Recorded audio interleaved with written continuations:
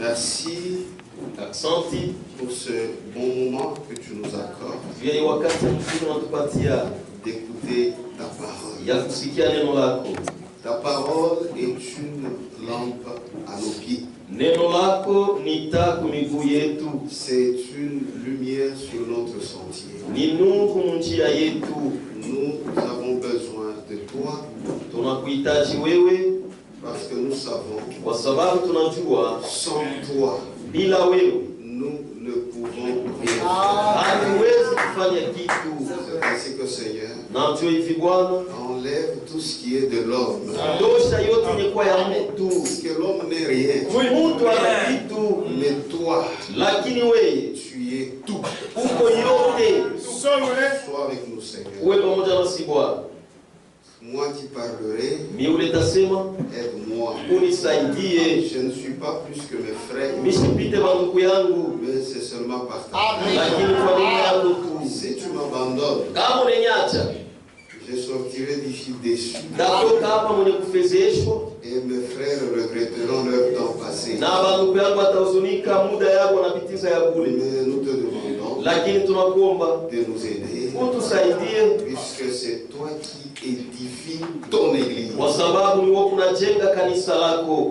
Toi, tu es vivant pour le siècle des siècles. Nous les hommes, nous passons. Mais toi, tu demeures éternel. Et ta parole demeure éternelle.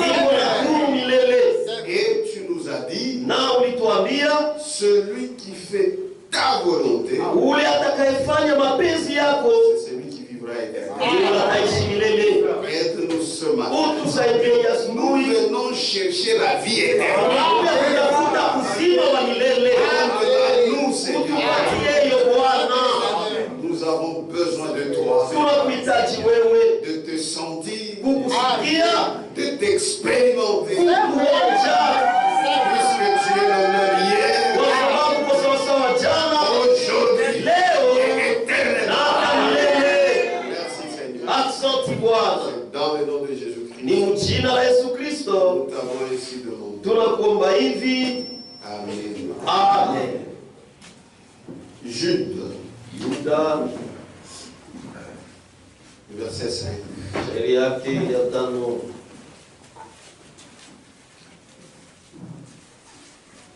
Je veux vous rappeler à vous qui savez fort bien toutes ces choses.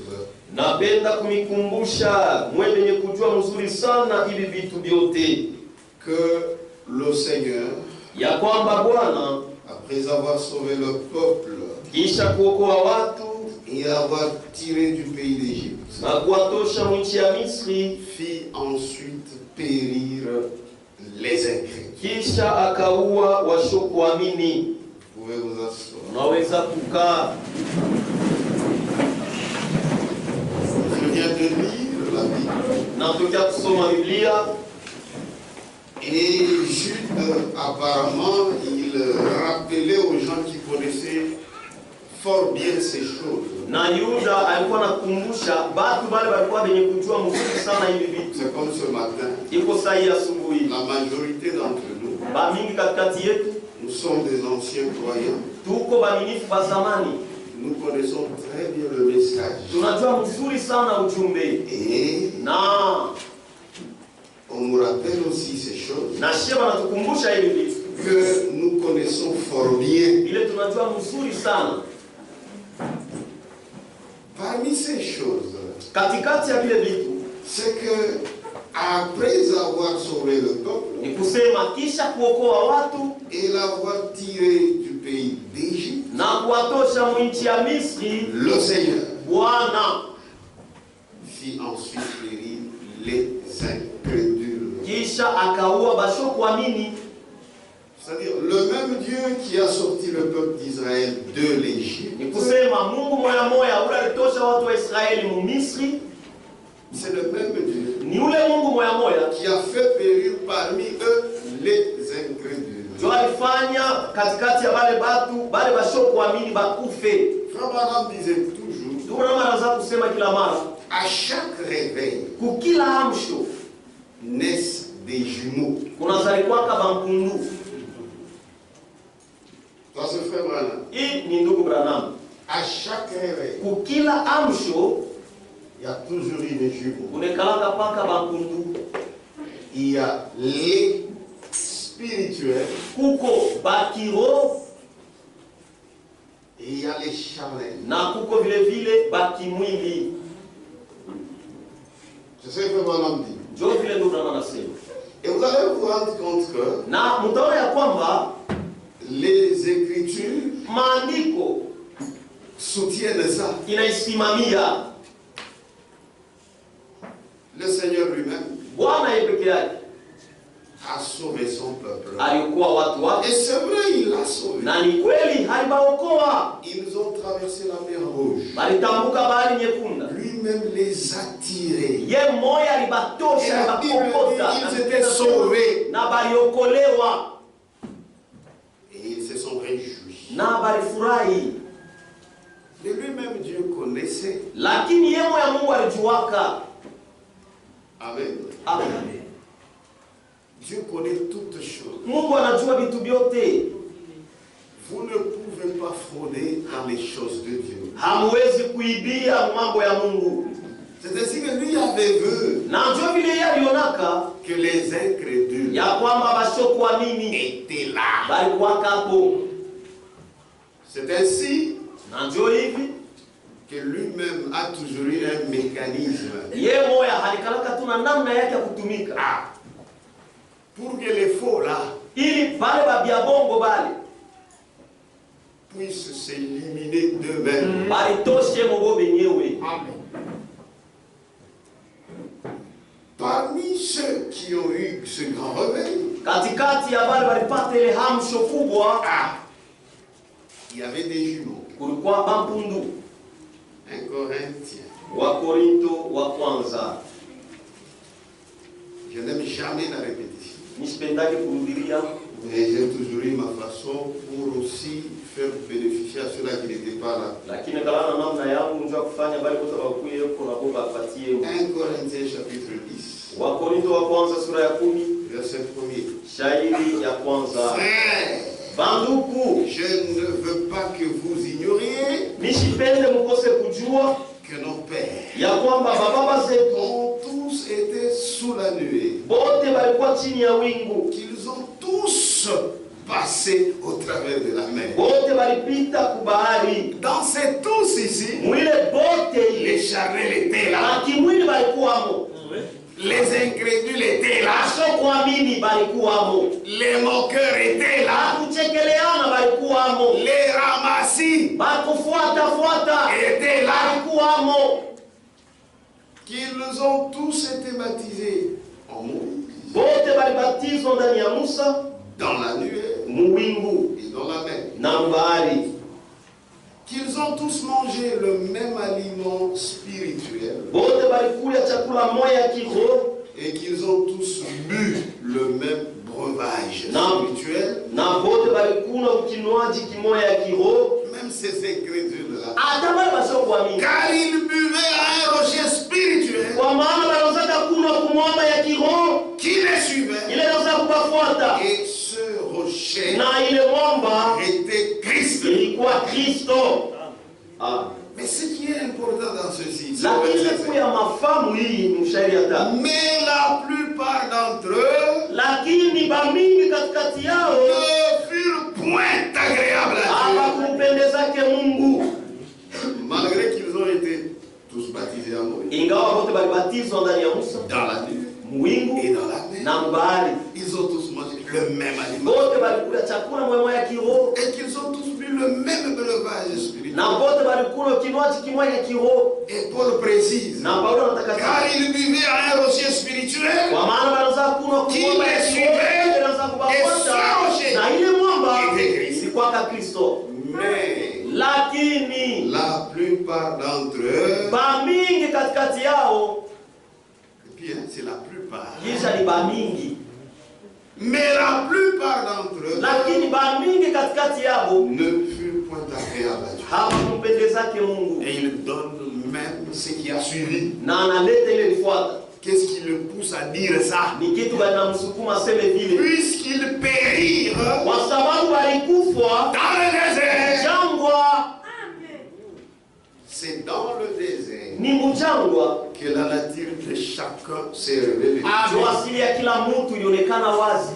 Les vrais enfants de Dieu Watoto ya kweli ya Mungu ont continué à obéir, waliendelea na kutii, à vivre de la parole de Dieu. kuishi neno ya Mungu, Parce qu'un vrai enfant de Dieu, kwa sababu mtoto wa kweli wa il Mungu se sent très bien anajisikiaka mzuri devant la sana parole. mbele ya neno, Puisque c'est ça sa part. kwa sababu ndio sehemu Il n'y a yake. pas une joie Hakuna furaha sur nyingine cette terre duniani hapa que celle isipokuwa ile de vivre la parole. ya kuishi neno. La parole, c'est ça notre vie. Neno ndio uzima wetu, ndio maisha yetu. Amen. Amen.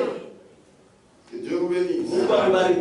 Et dans Deutéronome 8:2, Na Kumbukumbu la Torati sura ya 8 shairi ya il nous dit, Biblia inasema dans le désert là, mule mjangwa mule, afin de t'éprouver, ili apate kukupima pour savoir juu ya kujua quelles étaient les dispositions de ton cœur. mahali ya moyo wako ilikuwa je, Si tu garderais kama utachungaka ou pas au hapana ces commandements. mahamri zake.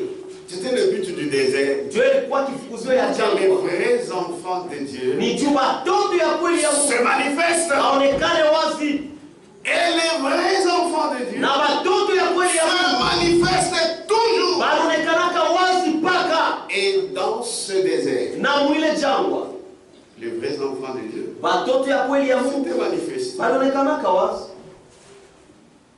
Et les fous na babongo se sont manifestés. nabo walionekana wazi. Et ma Bible me dit Na Biblia yangu que la inaniambia plupart d'entre eux ya kwamba bamingi katikati yao étaient des fous. balikuwa bya bongo, C'est-à-dire, ni kusema ils étaient des charnels. balikuwaka bakimwili, Mais ils ont même traversé la mer Rouge. lakini balitambuka hata bahari Ils nyekundu, ont même profité des bénédictions spirituelles. balifaika hata na mabaraka ya kiroho. Oui, Ndio, mais lakini la plupart d'entre eux bamingi katikati yao n'étaient pas agréables à Dieu. abakumpendezake Mungu, Afin de t'apprendre ili apate kufundisha que l'homme ya kwamba Mungu ne vit pas de pain jina seulement, lake naishi tu kwa mais mkate, que l'homme lakini mtu vit de tout ce eko naishi na qui sort de yote la bouche de l'Éternel. anatoka mkinywa wa Et milele, ceux-là na bali qui vivent beko naishi de ceux qui sortent de la bouche de l'Éternel, na ile kunatoka mkinywa wa milele ce sont des vrais. ni babya kweli,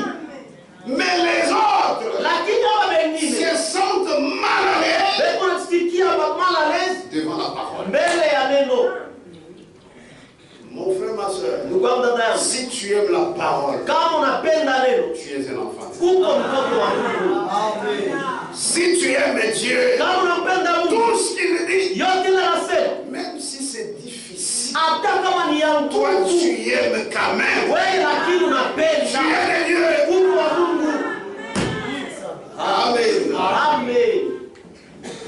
Jésus a dit, Yesu alisema, et vous aussi allez-vous-en. Allez. na mwende. Sema pana, C'est vrai, ni kweli, ces paroles sont dures. hii maneno ni ya nguvu, C'est aussi le désert. nayo ni jangwa ile. Qui peut Nani anaweza les écouter? kuisikia? Amen. Amen. Mais Pierre a dit, Lakini Petro à alisema, qui irions-nous? tutaenda kwa nani? Si toi tu as les paroles de vie, Ni wewe una maneno ya uzima. un enfant de Dieu, Mtoto wa Mungu vous le verrez, mutamwona tu il aime la parole. anapendaka neno. Amen. Amen. Et dans son cœur, Na moyo wake il aime obéir. anapendaka kutii. Oui, frère. Ndiyo ndugu, Il est prêt eko tayari à se consacrer, kujitoa, à se sacrifier kujitoa kabisa pour le Seigneur. juu ya Bwana. Même sa propre vie Hata maisha yake ne signifie rien pour lui. haina na maana kwake. Frère, les gens qui aiment le Seigneur, Ndugu, watu wale wanampenda il Bwana est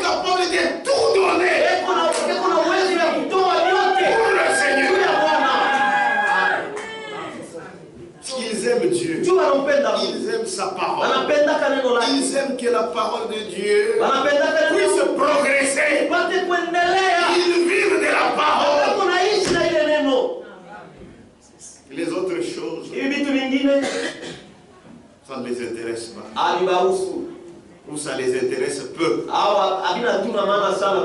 Mais Dieu et sa parole ont la première place.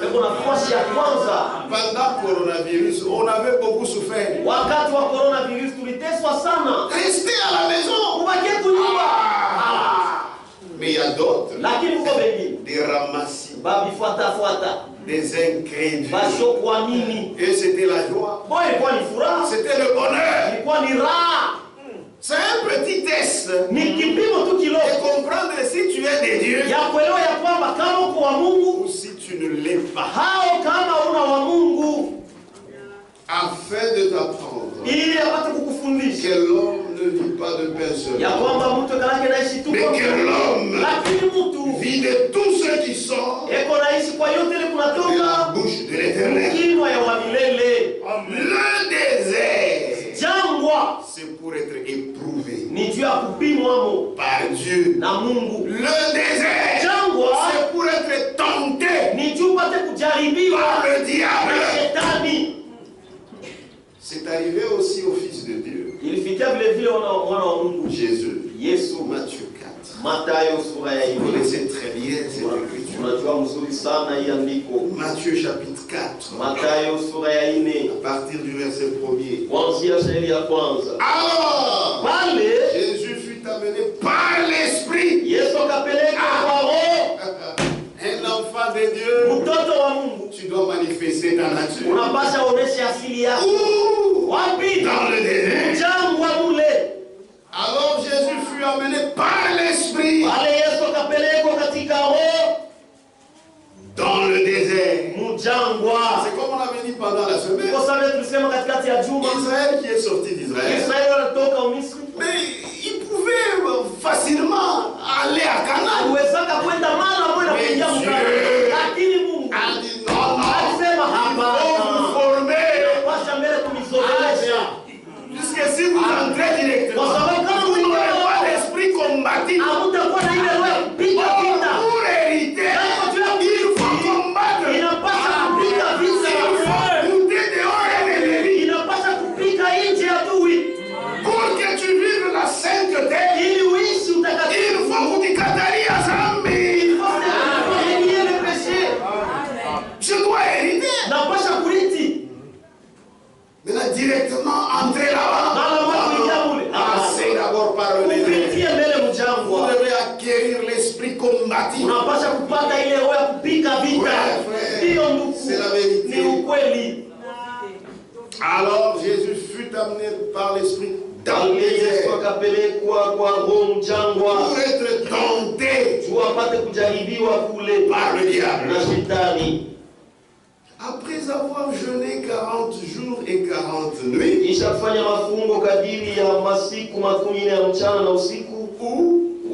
dans le désert, il eut faim. Le tentateur vit que c'est le moment propice d'y aller. Le tentateur connaît ta faiblesse. Il sait que toi, vous gérez avec toi, c'est seulement trop parler. Le commérage. Et c'est là, c'est un terrain propice pour le diable. Le diable te connaît bien. Il te connaît très bien. Même si tu fais semblant, nous te connaissons pas. Mais le diable te connaît. Le tentateur s'étant approché, lui dit: si tu es fils de Dieu, tentation, si tu es fils de Dieu, ordonne que ces pierres deviennent des pains pour assouvir ta faim. Jésus répond: ma parole, Dieu pour vivre de la parole. C'est ça, oui, c'est ça. Amen. C'est-à-dire, en cas de problème, vis la parole. Amen. En cas de problème, vis la parole. C'est quand on te piétine. Ni wakati wanakukanyanga. Quelle est ta couleur? Rangi yako iko je? Amen. Tout va bien. Lakini kama vyote viko nenda tu, Nous ne connaîtrons pas. hatutakujua. Amen. Mais écoute Jésus pour sa part. Lakini mshikie Yesu njuu yake. Jésus répondit, Yesu akajibu, il est écrit. imeandikwa. Non, si tu peux dire ça. Na wewe unaweza kusema vile, Il est écrit. imeandikwa. C'est ça, vivre de la parole. Ndio kuishi neno. L'homme ne vivra pas de pain seulement, Mtu ataishi kwa mkate tu, mais lakini toute kwa parole neno qui lote sort de la bouche de Dieu. litokalo kinywa la Mungu. Amen. Dans le désert, Mjangwa, la Bible dit, Biblia inasema Israeli a été éprouvé alipimwa pour que ili c'est les dispositions de son cœur mahali ya moyo wake puissent être mises à nu. ipate kuonekana wazi. Amen. Et Na il devait encore lui apprendre alipaswa tena kumfundisha que l'homme ya kwamba mtu ne vit pas de pain seulement, asitaishi kwa mkate tu, mais de toute parole lakini kwa neno qui sort de la bouche lote de Dieu. tunatoka mkinywa ya Toi Mungu. qui as quitté l'Égypte, Wewe usitoka tu Mungu, dois vivre de la parole. unapaswa kuishi neno. Amen. Amen. Pourquoi tu vis encore dans le Sasa monde? tia nini unaishi vitu vingine? Ce sont ces gens qui étaient sortis. Ni pale watu walitoka Misri, Ils appartenaient à Dieu. walikuwa mali ya Mungu. Le sang avait été versé en Égypte. Damu ilivuyaka ku Il Misri. n'y avait plus de dette. Hakuwake tena ndani. Maintenant, ils devaient aller Alipasha pour kwenda être les esclaves de Dieu. wapate kuwa watumwa ya Mungu.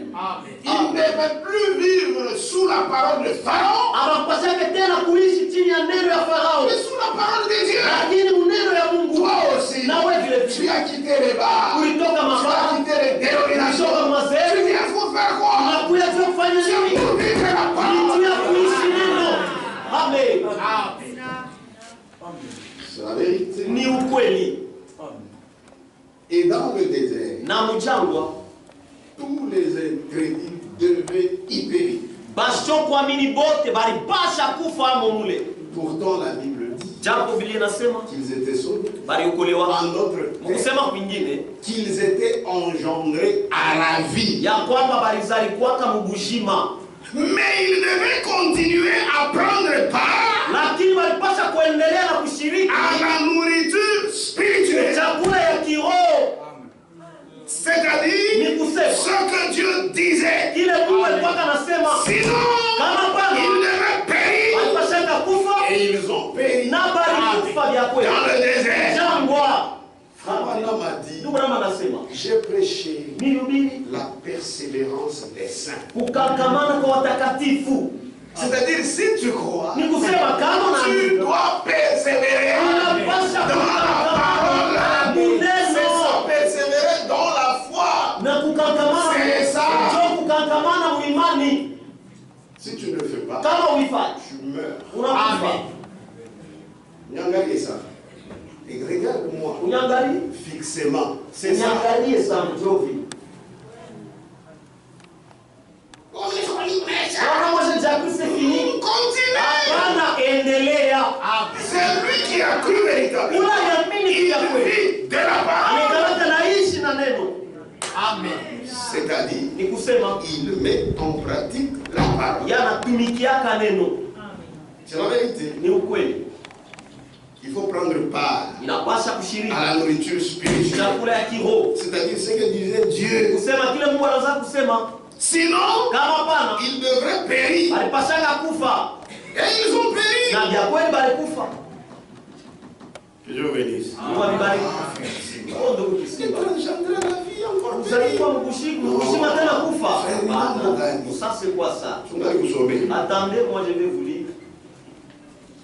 Christ et son église dans la prophétie. So, na kanisa lake munabii C'est notre frère Franck. ni ndugu yetu Frank, Que son âme repose en paix. nafsi yake ipumzike kwa salama. Ndio bantu bakusema que son âme repose en Nafsi yake paix. ipumzike, nafsi yake ipumzike kwa salama. Ce n'est pas quelqu'un un voleur. Oh, non, c'est quelqu'un qui est quoi ça là? À qui est-ce qu'il faut vous tromper? Celui-ci, même si vous me dites, il est dans la gloire. Amen. Vous voyez quelqu'un toute sa vie. C'est seulement la parole. Donc c'était un scribe celui-là. Lui c'est bien l'imam wa Mungu, c'est sincèrement les choses de Dieu. Quelqu'un comme ça, tu le respectes, Dieu aussi te respecte. Amen. Toute sa vie. Et puis quelque part il dit de toute ma vie, je n'ai jamais regardé un film. Frère.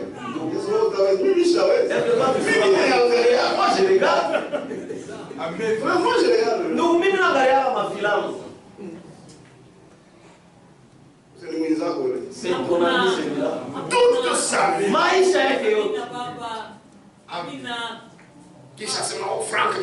Après mon Franck. Regardez la manière il est mort. Moi les cours là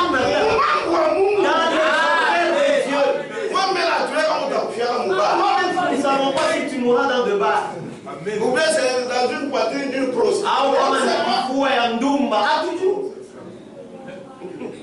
Des gens comme ça, il faut les honorer.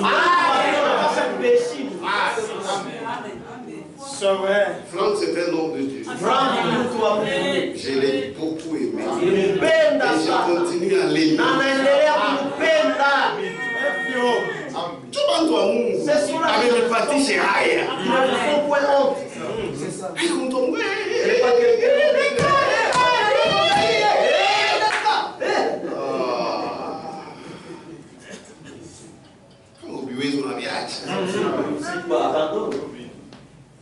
Tu vois, il y a des gens, ils méritent. Même à ta tout ce que tu lui donnes, ils méritent.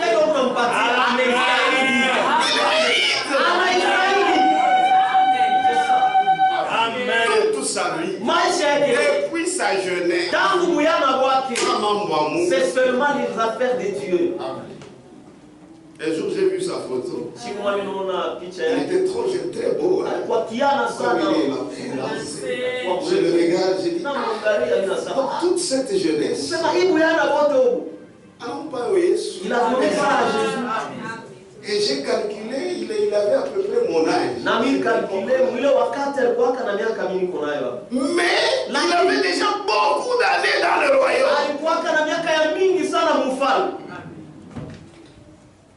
On va suffire. Que Dieu soit loué. Au lieu de pleurer, nous nous réjouissons.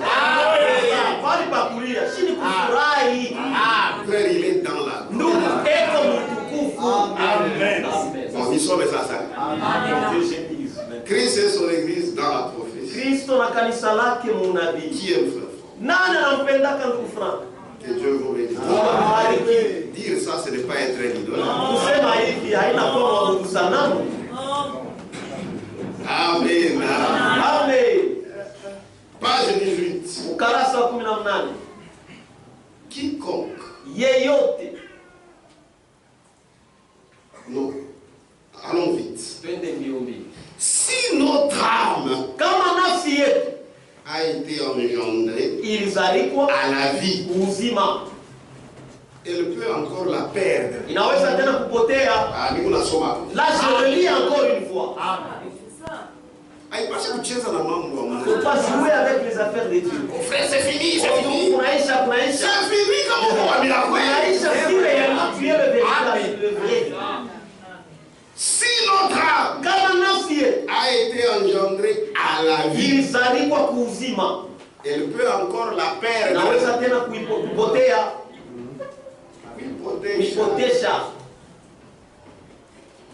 Si notre âme a été engendrée à la vie, elle peut encore la perdre si nous négligeons de prendre part à la nourriture spirituelle. C'est ça la vérité. C'est pourquoi tu l'as organisé. Pourquoi nous venons à l'église? À la maison, faire des chutes libres là. Ah, on a vu, hein? Si notre âme a été engendrée à la vie, elle peut encore la perdre si nous négligeons de prendre part à la nourriture spirituelle. Oh non, je suis trop calme, mon Dieu. Nous avons mis longtemps dans les moi je ne vais pas aller trop à l'église. Nous sommes devenus des vétérans. C'est faux, tu n'es pas les dieux. Amen. Amen. Papa, tu ne vas pas à l'église, pourquoi? Et puis nous avons beaucoup entendu et écouté. C'est votre tour. Dans les choses de Dieu, il n'y a pas ça. Amen. Amen. Amen. Si notre âme a été engendrée à la vie, elle peut encore la perdre si nous négligeons de prendre part à la nourriture spirituelle qui est la parole révélée par laquelle nous vivons spirituellement. Frère, vous n'êtes pas organisé ça, non, moi j'entre chez les fellowship ici. Ça c'est pas la parole révélée par laquelle tu dois vivre. Ces gens-là sont morts. C'est la parole vivante.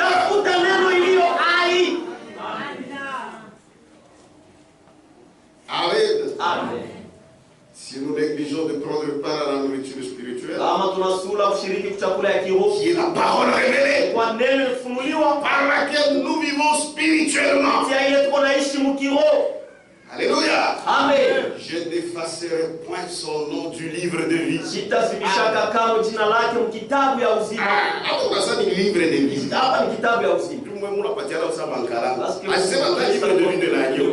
de vie.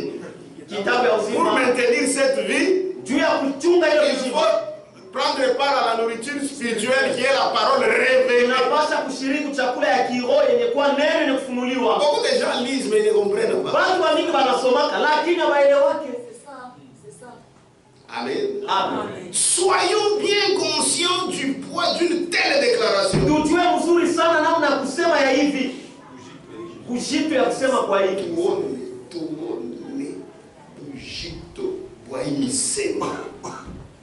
Ce ne sont pas les paroles d'un serviteur de Dieu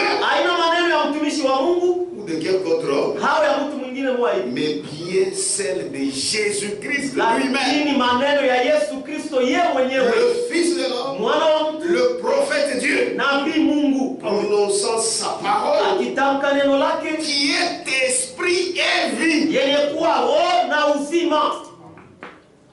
Toute âme qui n'écoute pas les paroles de ce prophète, ce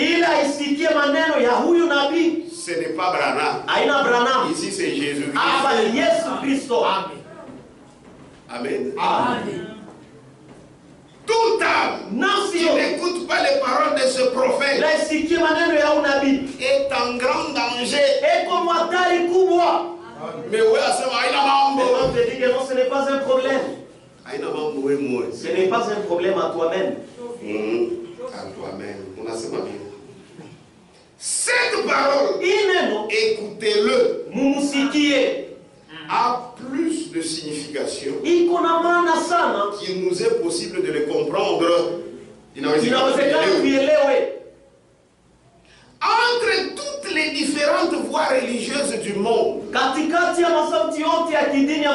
d'aujourd'hui, celle-ci, c'est-à-dire le message, celle-ci est véritablement la voix de Dieu.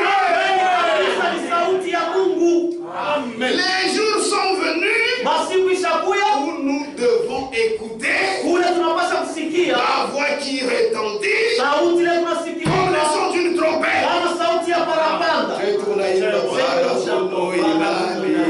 Amen.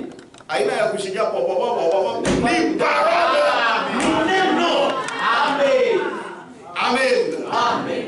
Si la trompette résonne d'une manière confuse, inalia mnamna ya kusikiliza mzuri.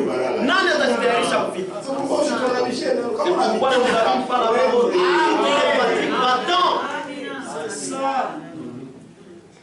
Amen. Amen. Les jours sont venus Masiku ishakuja. où nous devons écouter la voix Ule tunapaswa kusikia sauti qui retentit ile tunasikilika comme le son d'une trompette. kama sauti ya barabara. Si nous sommes la véritable semence de Dieu, Kama tuko mbegu ya kweli ya Mungu, nous devons recevoir tunapaswa kupokea la parole parlée neno lilosemewa originale. na kumwanzo ile. Amen.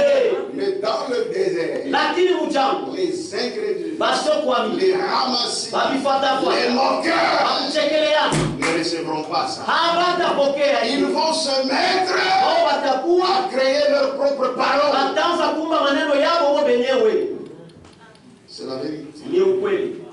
Si vous êtes engendré à la vie, Kama ulizaliwa kuzima, faites attention kebange à ce que vous mangez kuilo kunakuya pour conserver la vie. ya kuchunga uzima.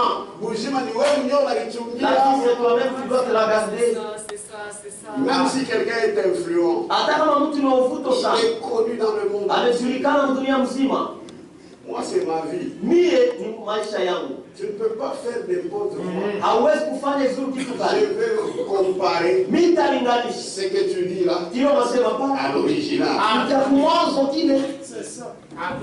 Si vous êtes engendré à la vie, Kama ulizaliwa kuzima, faites attention mkebe yange à ce que vous mangez. ile mko nakuya Pourquoi? juu ya nini? Pour conserver la vie. Juu ya kuchunga uzima. Sinon, vous allez la perdre. Kama hapana, mtaipoteza. Amen. Amen. Amen. Amen. Si ce n'était pas le cas, Kama ilikuwa vile, Paulo ne pouvait rien dire. hakuweza kusema kitu. Un jour, il appelle les anciens. Siku moja anaita wazee, Il dit, venez ici. asema mkuye. Moi, je choisis ça autre l'année. Ne pensez pas que C'est non, fini. nous avons Ah, déjà. pourquoi? Non, non, il y a Il faut conserver cette vie. inapasha kuchunga hii mzima. Vous, les anciens, Wewe wazee, donc quand j'ai c'est nous, ça votre travail. puisque les loups cruels, nous, on a couillé. Tunaamua mwingi wa uaji. Bali ba loups cruels, mais là, on va Wale ambao vous mwingi wa uaji na wanacheza kange. Non, Acte. matendo ya mitume. Quand on fait ma déclaration, moi, il y a du mal à Il y ça. a des gens qui font des déclarations, moi ça me fait trop mal. Bon, je comprends. Naelewa. L'homme ne peut recevoir Mtu anaweza kupokea que ce que Dieu lui a donné. kile tu Mungu alimupa. Amen. Acte 20. Matendo ya mitume sura ya 12. À partir du verset 17. Kuanzia shairi ya 17. Cependant, Japo de Milet, Paul envoya chercher à Éphèse les anciens de l'église. tokea Mile Paulo akatuma kwenda kutafuta kwa Efeso wazee wa kanisa. Amen. Amen. Tous ce sont des anciens. Bote ni bazee. Même moi, je suis ancien. Na mie niko mzee. Toujours vieux, frère. C'est ça mes frères. Cependant, Japo de Milet, Paul envoya chercher à Éphèse les anciens de l'église. tokea Mile Paulo akatuma kwa Efeso kutafuta Twende ku 25, 25. Il commence maintenant à parler à ces anciens. Anaanza sasa kuambia wazee. Les anciens, leur travail, c'est quoi? Bazee kazi yao ni kufanya nini? C'est paître les brebis. Ni kulisha kondoo. Et maintenant, Na sasa voici. tazama, Je sais que vous ne verrez plus mon visage. najua ya kwamba mtaona tena uso wangu. Vous tous au milieu desquels j'ai passé en prêchant le royaume de Dieu. Mwe bote katikati yenu nilipitisha wakati yangu kuhubiri mfalme wa Mungu. C'est pourquoi Njoo kwa maana je vous déclare aujourd'hui naliambia leo que je suis pur du sang de vous tous. ya kwamba niko safi kudamu yenu mwe bote. Alléluia. Amen. Alléluia. Amen. Car je vous ai annoncé Kwa maana nilimitangazia tout le conseil de Dieu shauri yote ya Mungu sans en rien cacher. bila kuficha hata kitu moja. Prenez donc garde Mkebe basi yange à vous-même wenu mwe wenyewe et à tout le troupeau na kukundi yote sur lequel yulu yake le Saint-Esprit Roho Mtakatifu vous a établi évêque. ilimiweka waskofu. Vous les anciens, Mwe bazee vous êtes les surveillants. muko C'est ça, balinzi, évêque. muko balinzi njoo ya waskofu Pour paître juu ya kulisha l'église du Seigneur. kanisa ya Bwana. Amen. Amen. L'homme ne vivra pas de pain seulement. Mtu ataishi kwa mkate tu. Celui qui est sorti de l'Égypte là. Ula toka Misri ule. Il faut qu'il vive de la parole. Inapasha aishi kwa Toi, neno. tu es sorti de l'Égypte. Wewe toka Misri. Ces jours-là, nous avons vu l'Égypte, c'est quoi? Ile siku tulisemaka Misri ni nini? Pour paître l'église du Seigneur. Kulisha kanisa ya Bwana. Qu'il s'est acquise. Inajinunulia Par son propre sang. kwa damu yake mwenyewe. Si Jésus t'a acquis, Kama Yesu ce n'est alikununua. pas pour te laisser comme ça. Haina jua kwache hivi. C'est pour écouter ce qu'il dit. Ni juu usikie. Si tu n'écoutes pas, tu perds la vie. Kama usikie unapoteza uzima. Amen. Je sais Najua qu'il s'introduira parmi vous. utaingizwa katikati yenu. Après mon départ, Kisha mikwenda des loups cruels. bambwa mwitu bauaji. Ni kuua. C'est tuer. Banawaka basho bujima. Ils tuent ceux qui sont déjà morts. Est-ce qu'on tue ceux qui sont déjà morts? Calme. Là, on va même. Quelqu'un qui est déjà mort, tu arrives encore pour. Ça, c'est dissiper de la munition. Il est kuharibisha tu masasi. Il faut la bujima. Il faut qu'il y a la il meurt. Tu dois vivre. Amen. Ça va nous cruel. Maintenant, c'est le cruel à m'envoyer. Une fois, je vais aller chaque fois. Ils viendront faire quoi là où les gens sont déjà morts? Tu vois, quand vous lisez la Bible, il faut commencer à prier Dieu. La Bible, c'est pas le roman. Il y a un roman. C'est vrai. Je sais qu'il s'introduira parmi vous après mon départ. Des loups cruels qui n'épargneront pas les troupeaux. Fausse doctrine, ce n'est pas un problème. Et qu'il s'élèvera du milieu de vous des hommes qui enseigneront des choses pernicieuses. C'est-à-dire, il y a kuwana. Unabikura vile vitu vile santé kukimbia na la santé va te quitter, tu vas mourir. Amen. Pour entraîner les disciples après eux.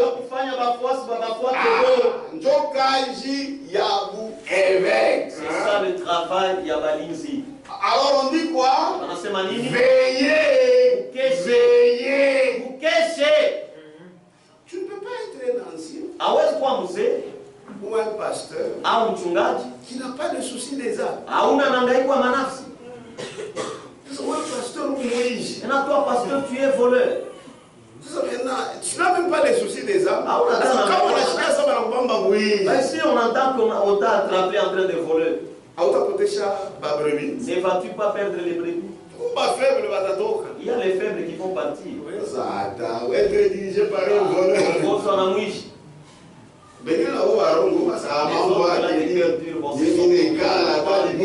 Même si c'est un voleur. Si tu n'es pas sérieux, moi je ne saurais pas. Tu abandonnes. C'est pourquoi les gens qui font ce travail, ils ont droit à double honneur. Non, mais c'est la Bible. Amen. Que Dieu vous bénisse.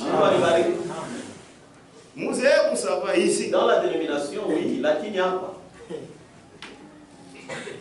Dans la dénomination, ce n'est pas un problème. Un pasteur qui prend la bière avec ses croyants. Ce n'est même pas un problème. Mais ici, là qu'il y a un problème. Mambo. Veillez donc. Veillez donc.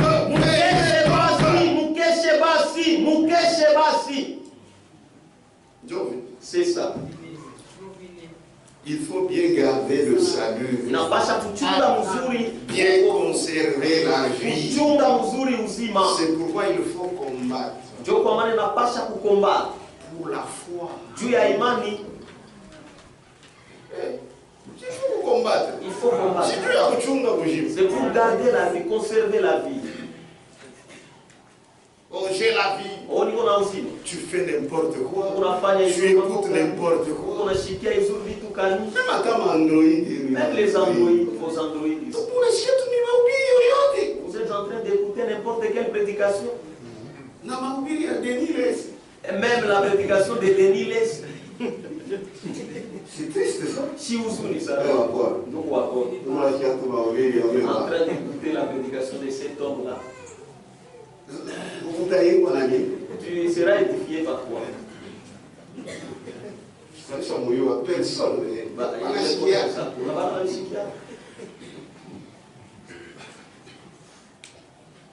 Et puis vous pensez que ici vous passez peu de temps. Mais voilà pourquoi vous changez. Pourquoi vous ne changez pas? Amen. Il faut vivre de la parole qui sort de la bouche de Dieu. Il faut combattre pour la foi. Puisqu'il y a des gens qui veulent vous prendre la vie. C'est comme ça qu'il faut comprendre. Et tu ne vas pas jouer. Jude. C'est ça. Est-ce qu'on est ensemble? Amen. Allez au atmosphère Gabriel. Aujourd'hui, il y a une bonne atmosphère. Ou bien vous avez froid. On arrête. Jude. Yuda. Verset 3. Shariata. Bien-aimé, comme je désirais vivement vous écrire au sujet de notre salut commun.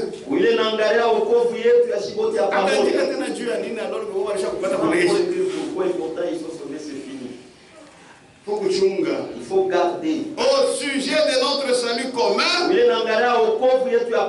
me suis senti obligé de le faire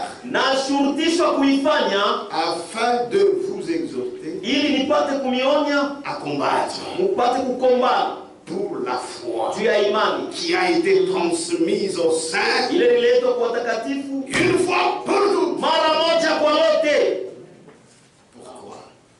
Faudra-t-il combattre?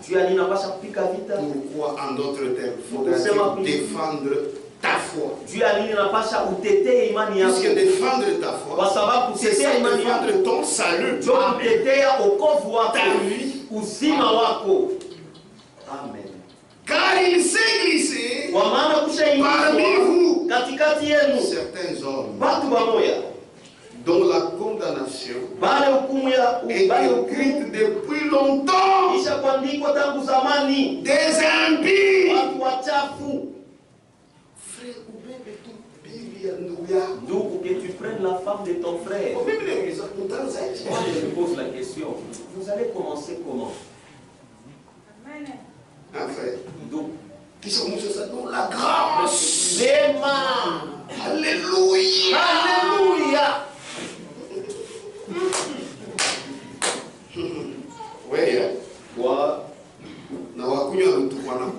Même si les buveurs de chocolat te dépassent.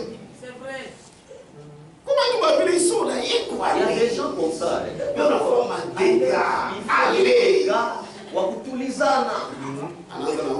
Commence avec tes soeurs. Elle va encore chez l'homme. C'est-à-dire dans l'église. Il n'a pas encore, mais il a déjà pris 5 ou 6 frères.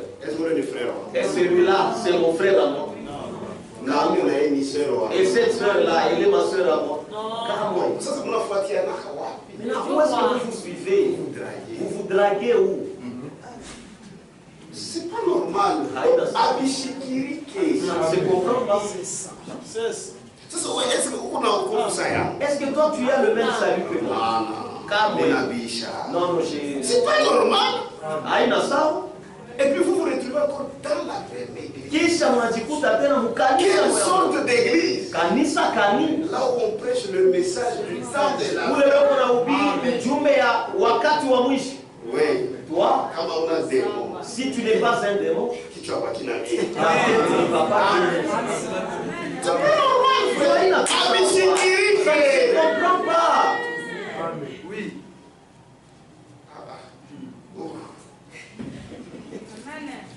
Ce n'est pas normal. Combien de mingine kama unabisikia unafia na kuanguka. C'est normal ça. Ni vitu tu vya sawa. Njoo baba. Car il s'est glissé kwa maana kushaingizwa parmi vous katikati yenu certains hommes watu bamoja dont la condamnation bale hukumu est écrite depuis longtemps. Kisha kuandikwa tangu zamani. Des impies. Watu wachafu. Maintenant, si tu t'es retrouvé dans une telle vie, sasa kama ulijikuta mule maisha ya vile, et que tu regrettes, na unahuzunika, mais ce n'est pas toi l'impie. Usema wewe hauna uchafu. Faut arranger seulement ta vie. Inapaswa tutengeneze maisha yako. Amen. Qui change la grâce de notre Dieu. Beko nabadilisha neema ya Mungu wetu en dissolution. Maisha ya uchafu. Et qui réunit notre seul maître. Na beko nakana chef wetu mmoja na Bwana Yesu Kristo. En faisant cela, kufanya hivi, il réunit bena mkana notre Seigneur et Maître. Bwana wetu na chef wetu. 19.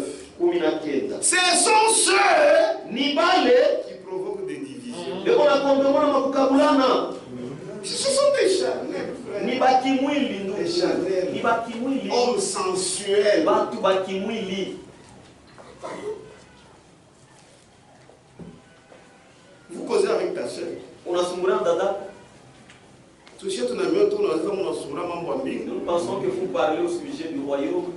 Moi, quand je vois la soeur, moi je vois comment nous serons avec elle aussi. Mais toi tu es en train de voir comment tu vas la déshabiller. Est-ce que toi tu es vraiment un homme? Est-ce que tu es vraiment un homme? Moi, il ne faut pas briser ma vie. Amen.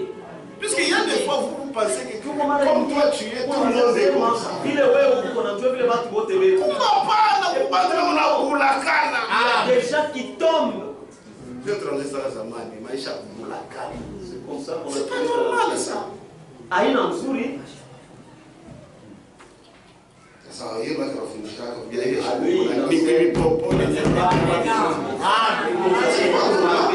aina sawa. C'est pas normal. Aina mzuri. Ce sont ceux qui provoquent des divisions. Ni bale wako na kondomona makukabulana. Hommes sensuels. Watu bakimwili. Bakimwili na bakupenda matama. Hommes sensuels. Watu batama ya kimwili. N'ayant pas l'esprit. Bana nao. Ils sont sortis des dénominations. Ils sont là. Lakini bekwa. Pourquoi vous dites la parole? C'est seulement discuter avec la parole. Est-ce que où est-ce qu'on a écrit? Mais moi seulement calmement. Avec la conscience tranquille. Amen. Amen. Parmi ceux qui sont sortis des dénominations, il y a des charnels, des gens n'ayant pas l'esprit. Ils provoquent des divisions. Imaginez si ces gens-là sont parmi les prédicateurs. Et dans les bas, il y a aussi les gens qui ont leur esprit. C'est pourquoi on a ma division. Pourquoi vous voyez Ici, prend la chaise. Nous on dit consoler. Il y a une division, une séparation. Oh non, ce n'est pas une kukabulana, lakini kutengana. Des voleurs. Amen. Amen. Et pour qu'il y ait ces divisions, ce sont des fausses doctrines. Et ces fausses doctrines C'est pourquoi, frère, nous devons vous relier à Christ. Tunapasha kuniunganisha kwa Kristo. Pas aux hommes. Hapana kubatu. Parce que si vous voulez, chacun veut se montrer devant le peuple de Dieu. Kwa sababu kama kila mtu anapenda jioneshe mbele ya watu wa Mungu, c'est dangereux. Ni hatari. Puisque dans l'église, Jumu kanisa, il y aura les gens de Kachinga, les gens de Kisiba, les gens de Justin, les gens de Sylvain. Ça c'est une église déjà divisée. D'ailleurs, le kanisa ni mkabula. Ce n'est pas ça. Mais nous tous, nous sommes de qui? De Jésus-Christ. Et nous, nous sommes des inutiles serviteurs de Dieu. C'est ça. Amen. Tu montes en jet, tu veux montrer comment toi tu es terrible. Les autres rien. Nous sommes déjà rien. Il y a les spirituels. Que Dieu vous bénisse. Que Dieu vous bénisse. C'est la vérité. C'est pourquoi dans 1 Corinthiens, est-ce qu'on est ensemble? 1 Corinthiens. Si tu as la grâce, je sais que Dieu a différents dons ici. Si tu as la grâce, on n'a pas qu'à comprendre qu'il y a bande. Tu as un groupe de gens et tu commences à conduire. Ne pense pas que tu es spécial. Amen. 1 Corinthiens chapitre 10. Mais la plupart d'entre eux ne furent point agréables à Dieu. J'ai toujours aimé ça. Puisqu'ils périrent dans le désert. 11. Ces choses, elles sont arrivées pour se servir d'exemple. Et elles ont été écrites pour notre instruction. À nous qui sommes parvenus à la fin des siècles. Donc il faut prêcher ces choses. Amen. 6. Ces choses sont arrivées pour nous servir d'exemple. Afin que nous n'ayons pas de mauvais désirs comme ils en ont eu. Ça c'est Dieu de tout temps. On va commencer là. Parmi les chrétiens. Ne devenez point idolâtres comme quelques-uns d'eux. Ne devenez pas des idolâtres comme quelques-uns d'eux. Amen. Amen. Ne devenez pas des idolâtres. Les gens sont sortis des dénominations. Et les gens qui sont sortis des dénominations, ils ont la facilité d'être des fanatiques. Je me suis toujours posé cette question. Ils ont la facilité d'être des fanatiques. C'est vrai, pour que nous ayons ce message, Dieu a utilisé un homme, William Marion Branham. Mais nous ne devons pas l'idolâtrer.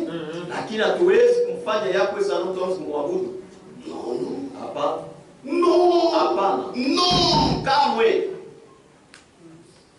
Vous savez, pourquoi nous parlons souvent de ces choses? Donc les gens, quand on parle de ces choses, pensent que on parlait mal de Branham. Non, nous savons. Amen. Si vous ne parlez pas comme ça, il y a des âmes qui vont s'attacher à lui. Or, lui de son vivant, il a voulu relier les gens, c'est à Christ. Et nous en parlons parce que la manière dont Dieu a utilisé cet homme de Branham, ça ne l'a jamais été après Jésus-Christ. Je reprends. Nous devons en parler. C'est facile d'adorer Branham. Parce que, à part Jésus, je sais ce que je dis. À part Jésus, personne n'a jamais été utilisé comme l'a été Branham. Comment vous savez Amen? Si vous ne dites pas Amen, c'est votre problème. Amen, je le dis. Amen. C'est pourquoi c'est facile que les gens confondent et qu'ils l'adorent. Et puis moi j'ai toujours dit, les gens confondent pour l'adorer, donc c'est pas que des pauvres chiens.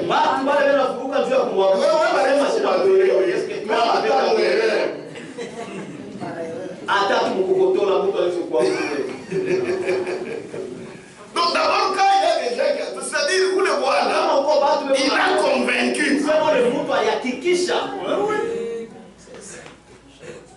Amen. Et moi je reprends.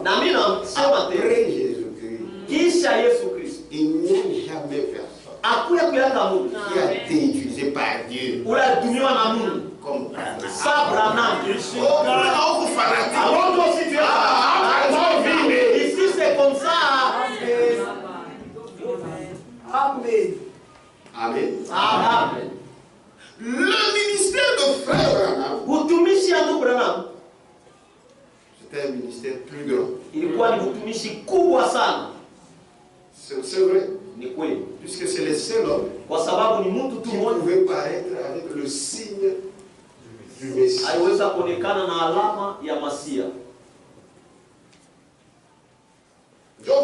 C'est ça, c'est comme ça. Maintenant, dis-moi aussi le tien. Les buveurs de l'autocoula. Bon, tout ça bien quoi? Disons. Lettre circulaire de janvier 1989. Janvier 1989. Chez moi, c'est volume 2. Volume 2. Page 693. 693. Est-ce qu'on est ensemble? Amen. Il faut connaître ces choses. Il faut que tu dois connaître ce que tu crois. Il, c'est-à-dire Dieu, il avait un Jean-Baptiste, un Pierre, un Paul et un Jean, lequel reçut en partage la révélation de Jésus-Christ. Pour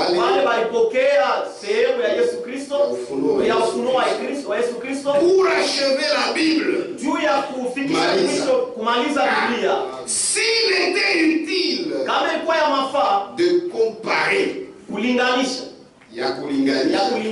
le ministère de chacun de ces hommes que nous venons de mentionner avec celui du frère Branham, le sien, c'est-à-dire Abraham, serait vraisemblablement le plus grand. C'est lui qui l'a entendu lors de ses prédications, ou qui les a lui a lu ses prédications, ou même qui a vu le film. La profondeur appelle la profondeur. Se souviendra du ministère particulier qu'il exerçait après la prédication, pendant la prière pour les malades.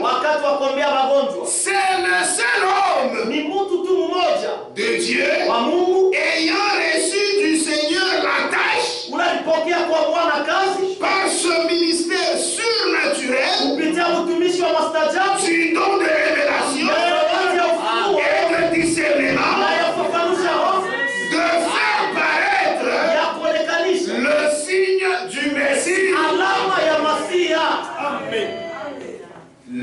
Seigneur ressuscité. Oui, mais si, c'est le Seigneur ressuscité.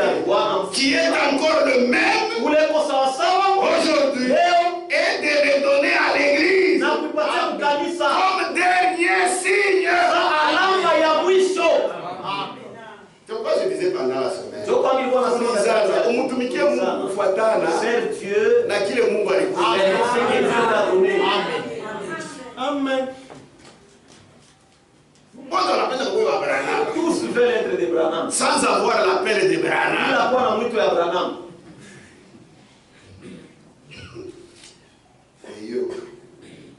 Entre membres, il y a des problèmes. Frère Branham disait, je suis tout aussi incapable que vous tous. Et j'attends la venue de l'ange de l'Éternel.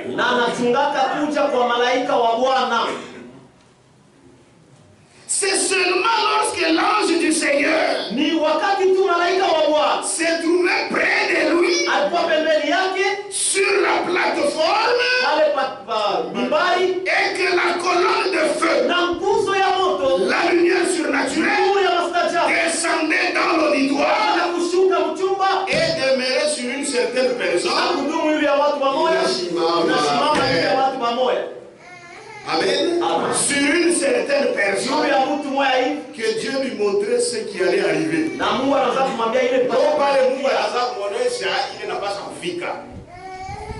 Ce n'était pas par lui-même. C'est pourquoi il y a des fois il parlait beaucoup. Il attend l'ange. Qu'il vienne. Amen. Il voyait une colonne de feu. Tu peux être sûr, ce frère. Et maintenant, c'est alors qu'Ataïoua. Est-ce que vous comprenez? Ce n'est pas de lui-même qu'il aimait faire ça qu'il voulait. Non. Que Dieu vous bénisse. Cette lumière, il est nous. Qui apparaissait aussi sur lui, il pouvait voir ça sur toi. Et là Dieu lui disait tout. Cette lumière ici.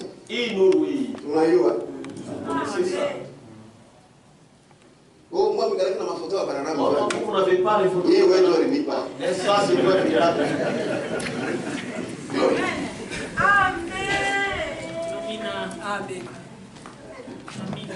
Amen. Tout à Kataria, quoi, nous allons refuser de l'avoir. Mais on ne l'adore pas. Même à ta mounion, tu peux, mais même dans la maison, il n'y a pas de problème. C'est ça.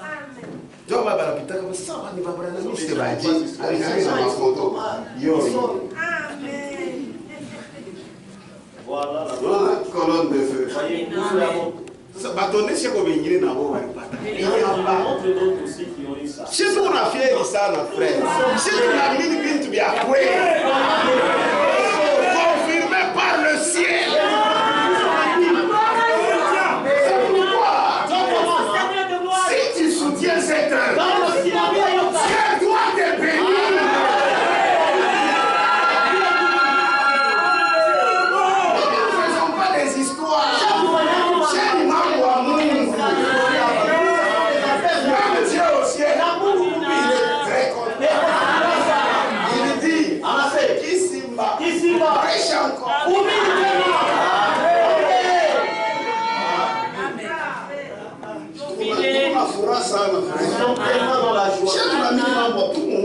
Nous voyons parce que nous sommes dans les affaires de Dieu. Même si nous comptons vous y regrettez. Quand nous ouvrirons nos yeux,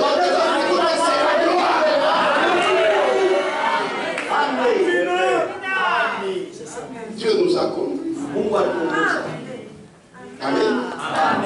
Est-ce que vous êtes content? Amen. C'est ça. Je continue à lire, sinon nous avons du rêve. Nous sommes et tout. Et il disait, le Fils fils ne peut rien faire de lui-même. Mwana hasiwezi kufanya kitu À moins qu'il ne voit faire une chose au Père. isipokuwa kuona kitu kufanyika kwa Baba. Mais là, c'est que toi tu as toujours vu. Tu vois ça où? Il voyait dans une vision Anataka kuona mwonyo ce que Dieu voulait faire. ile Mungu alipendaka kufanya. Et conformément à cette vision Na kufuatana na ile onyo qu'il avait reçue du Père, alipokeaka kwa Baba, le Fils mwana agissait de la même manière. yeye anataka kutenda mwile namna moya moya. Jésus-Christ avait fait. Ndio kile Yesu Kristo alifanya. C'est cela ainsi dit le Seigneur. Ndio ile hivi Bwana anasema. Pareillement, Mpaka vile frère Branham ndugu Branham ne pouvait rien faire. hakuweza kufanya kitu. Il était totalement impuissant. Asikuacha hata na uwezo. Jusqu'au moment où Dieu lui-même, Na wakati ile Mungu yeye mwenyewe d'une manière namna surnaturelle, ya mastajabu commençait à agir. anataka kutenda. Amen. Amen. Ce ministère de discernement Ile kutumisha kufafanua mambo et de vision na maonyo était absolument parfait. ilikuwa kamilifu kabisa. Est-ce que vous comprenez? Tumeelewa? Est-ce que vous comprenez? Amen. Ce ministère-là, Ile kutumishi c'était parfait. ilikuwa kamilifu. C'est pourquoi quelque part, mon frère dit c'était infaillible. Ndio kwa maana fasi mwanzo Frank anasema ilikuwa ni kutumishi bwa shoka. Mais lui, Branham était faillible. Lakini yeye Branham, Mais le ministère là, lakini ile quand cet ange vient, wakati ule malaika anakuja, hakuna kushinda. Allah il avait pas d'échec. On voit le Branham atasema yeye mwenyewe. Je sais que Branham dira de lui-même. Mais non. Lakini en ce moment-là, ule wakati attention. kebange. Amen. Amen. Ce ministère de discernement Ile utumishi et de vision na maono était absolument parfait. ilikuwa kamilifu kabisa. Sasa mshikilie. Chaque révélation Kila ufunuo était exact ilikuwa kabisa à 100%. mia juu ya mia. Bon, on a seulement Franck à mon combattre. Non, Franck combat toujours Branham les fois. Lui, il a bien compris. Yeye alielewa mzuri sana. Cette histoire de l'adorer, non. C'est ça. En ce qui concerne ce ministère, je relève encore une fois qu'il y a des centaines de prédications à disposition, témoignant de ceux qui viennent d'être exposés. Frère Branham n'était pas comme les imitateurs. C'est Franck qui dit. N'était pas comme les imitateurs. Déjà nombreux. Des sons vivants. Et qui pullulent se multiplient encore jusqu'aujourd'hui.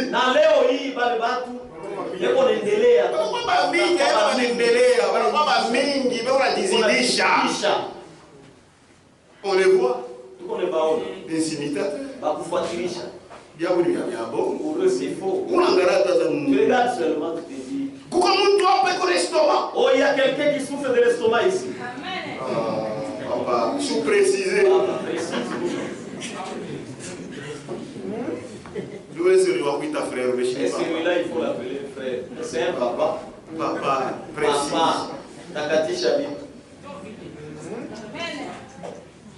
Dieu ne veut absolument pas que ce ministère unique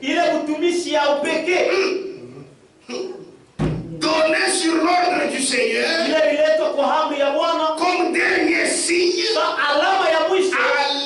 à l'église soit imité. Amen. Maintenant, toi, tu veux être Branham.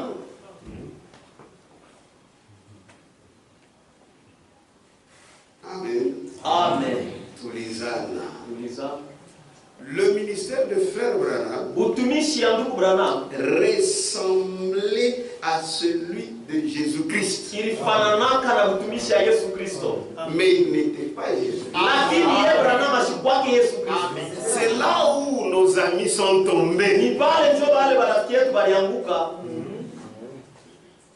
Amen. Non, mais Dieu, dans notre âge, il nous a visités.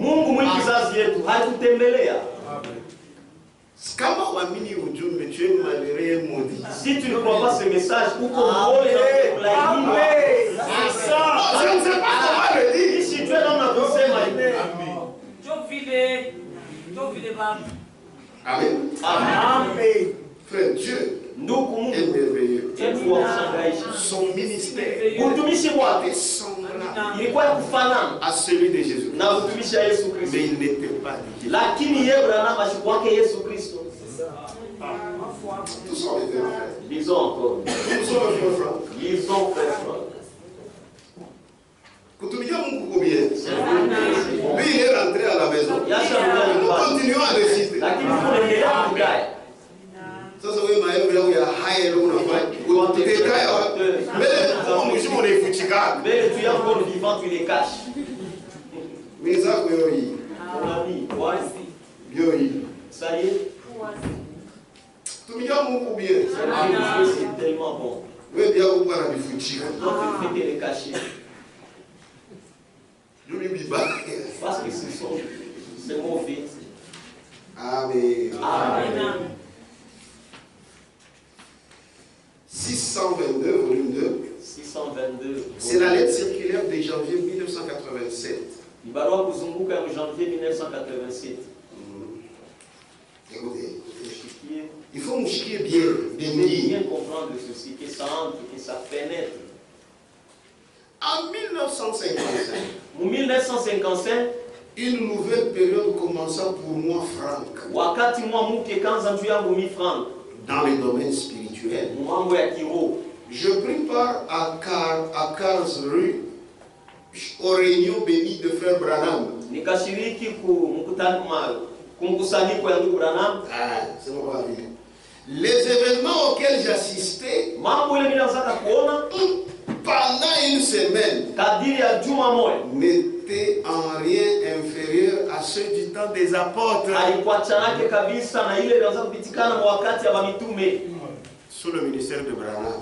Mkutumishi ya Branham. Il n'est pas exagéré asikupitishe aina ya kupitisha d'affirmer que le ministère plein d'autorité de cet humble serviteur de Dieu. Ya mamlaka ya ule mtu mnyenyekevu wa Mungu. Je reprends. Tu n'as pas bien interprété.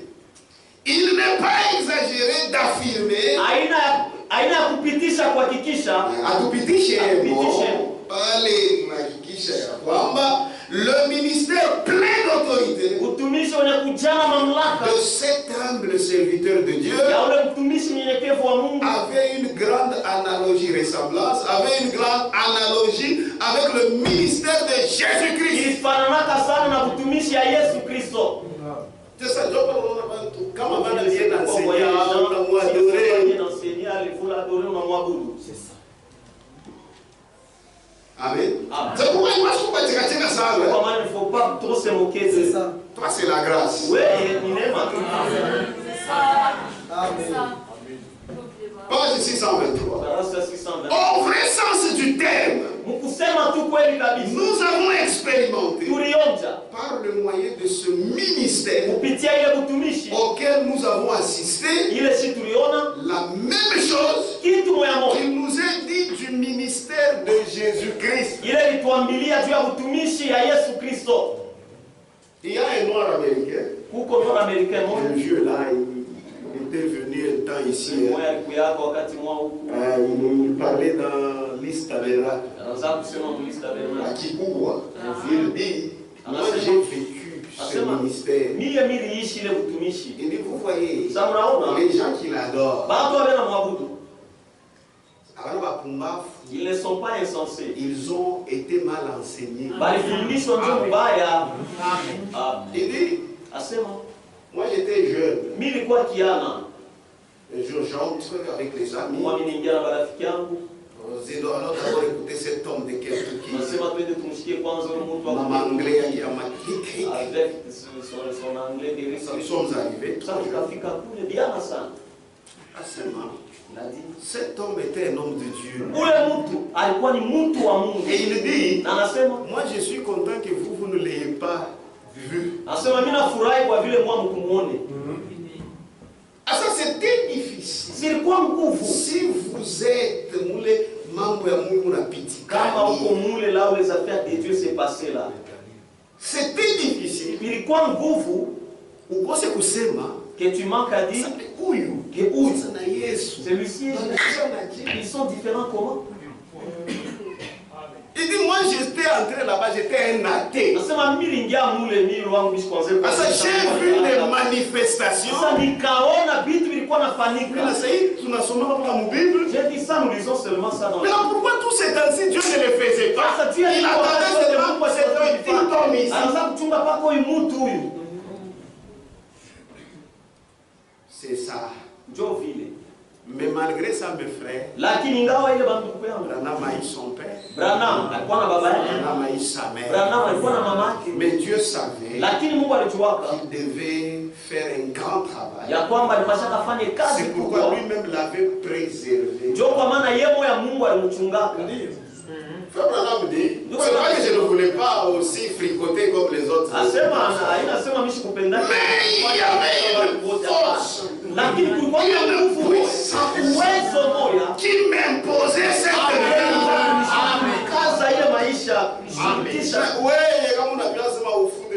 mais toi, si tu veux que tu fumes, tu fumes à l'aise, calmement. Tu commets adultère à l'aise. Je peux voir, je dirais l'ange. Calme. Voyez comment Dieu a fait de cet homme. Et Dieu savait pourquoi. C'est pourquoi toi aussi, Dieu va t'utiliser selon les dons que tu as. Je pense que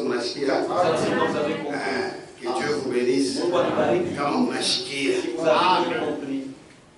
Au vrai sens du terme, nous avons expérimenté par les moyens de ce ministère auquel nous avons assisté la même chose qu'il nous est dit du ministère de Jésus-Christ. La même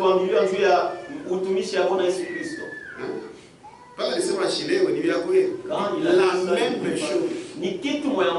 Maintenant, vous n'avez la même chose. Dis-moi un autre serviteur à qui vous avez vu qui il n'y en a pas. Il n'y en a pas. Les gens qui font leurs histoires. C'est exactement cela que vécurent d'innombrables personnes durant de nombreuses années au travers du ministère de frère Branham. Après la prédication et après la l'autel, ils priaient pour les malades. Que ce soit aux USA, aux États-Unis, au Canada, en Europe, en Asie ou en Afrique, sans distinction de race, de peuple ou de langue, le Saint-Esprit agissait toujours et partout de la même façon infaillible. La Franck ne dit pas que c'est Branham, il dit que c'est le Saint-Esprit. Amen. Ce serait ridicule. Il passe à quoi? Mais là, quand les gens ont vu ça, c'est Dieu. Et là, quand vous dites que c'est Dieu, c'est-à-dire toutes les paroles qu'il aura dites, c'est pour Dieu. C'est faux. C'est faux. Voilà, on a c'est 7000. Là où il a fauté, il a dit 700. Attention, c'est Dieu. Ce que lui a dit, c'est ça qui est vrai. Paul a dit, même si un âne, il nous enseignait autre chose que ce qui est écrit, il soit la terre. Mais pour faire c'était un homme comme tous les autres. Amen. Nous aussi nous votons à un moment. C'est ça. Ministère infaillible, semblable à celui de Jésus. Il y a des gens qui comprendraient que tu viens. Frère, non, avec un ministère semblable à celui de Jésus. étonné ça. C'est un peu virus de celui-là. Toi aussi, tu ne connais pas. C'est ça.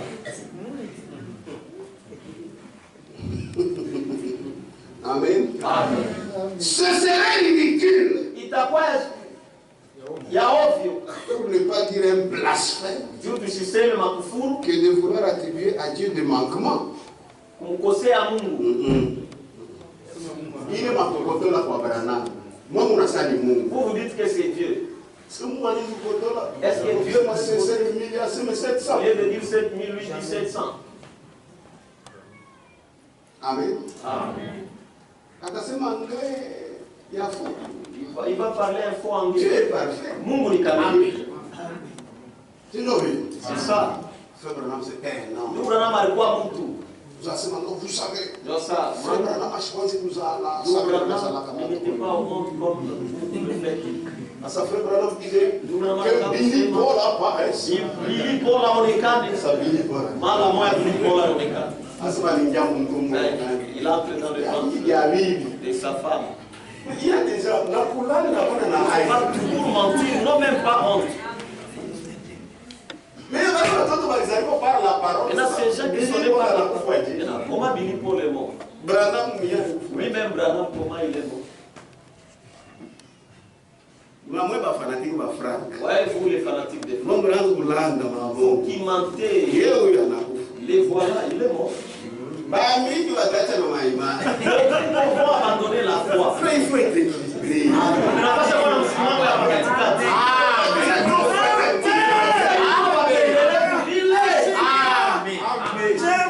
C'est ça. Moi je disais à un frère, il est capable. Mais sa frère, vous n'avez même pas pitié de lui. Dieu l'a gardé. Il est mort à quel âge? À 11 ans, je pense. C'est trop. Est-ce que toi tu vas arriver à ça? Ah oui, après 50 ans, tu vas avoir 50 ans déjà. Je dois écouter. C'est mon Dieu dans la musique. Il a beaucoup travaillé.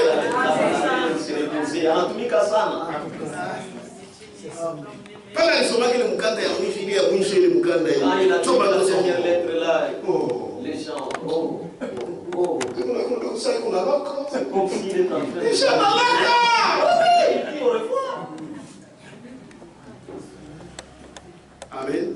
C'est lui qui avait envoyé Branham. Où l'a Toumaka Branham? C'est celui qui a envoyé Franck. Je l'ai dit, ma Franck. Lui, il est toujours là. Il est quoi? Alléluia. Et puis quand il le retire, na wakati mon eba Branham, ton service a été là. Allez, rentre. C'est moi qui t'ai envoyé, c'est fini.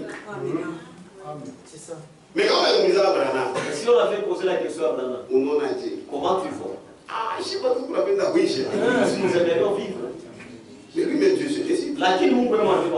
Oui, Franck, tu vivras longtemps. Oui, Franck, utaishi miaka mrefu. Puisqu'il faut que ça aide à vendre. Parce que tu dois aider les gens. Branham, parce que Branham, ce n'est pas n'importe qui. Il faut quelqu'un comme toi. Il a donné toutes ses capacités. Anatupatia biote. Il nous a tout donné, tout. Alors, on va se 100 ans, on t'a fini. Le Père, tu as dit non, non. Retourne à la maison. Rudi nyumbani. Et il rentre à la maison fièrement. Amen. Que Dieu bénisse. Quelqu'un a me consolé, n'a me consolé. Je suis en train de je fais les deux. Nous n'avons pas eu des mille. C'est ça. Comment Franck est décédé? C'est toi qui l'avais commissionné.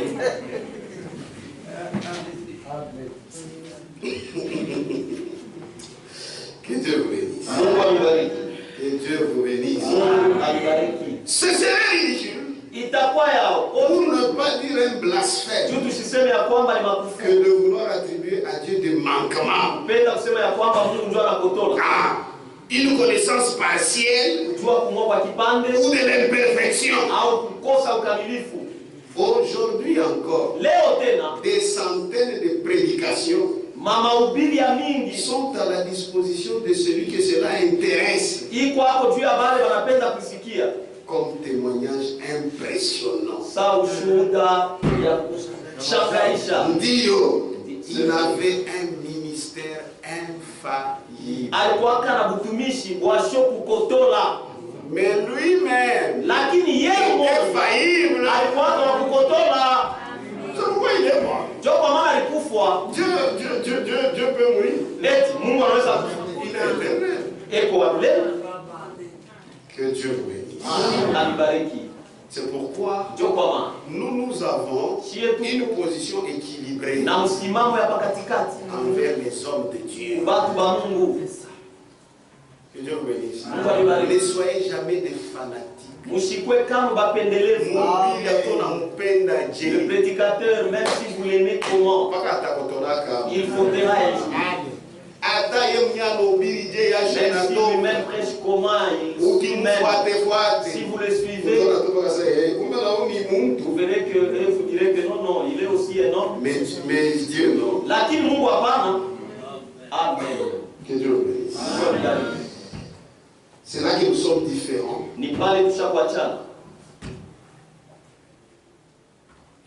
Voilà, je vais encore lire quelque chose. Dans le temps est proche.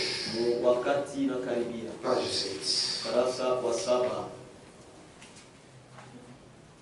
Est-ce qu'on est ensemble? Amen. Imam.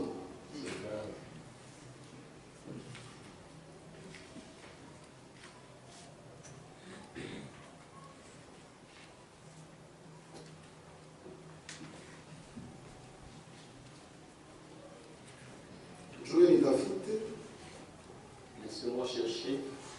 Ça n'est le côté là, mon coinzique. Comme si j'ai commis une erreur en écrivant. C'est un job au monde tout à fait. C'est ça être humain. Et on est sur Wakiri, tout ça va venir à Congo là. Les gens à un moment ça va t'échapper. C'est un job au monde. C'est ça être humain. Tu veux pas jusqu'à ce qu'on fait quand on a dit oui. Comment toi aussi tu as commis cette erreur? Non, t'as raison. Toi aussi tu vas commettre. Mais nous, on a raison, on a la bouche du coup. C'est ça. Et tu vois ça parce que je suis en chair. Oui, après on a vu quand on a fait tu as toujours fondé toi tous les jours là, qui les voit?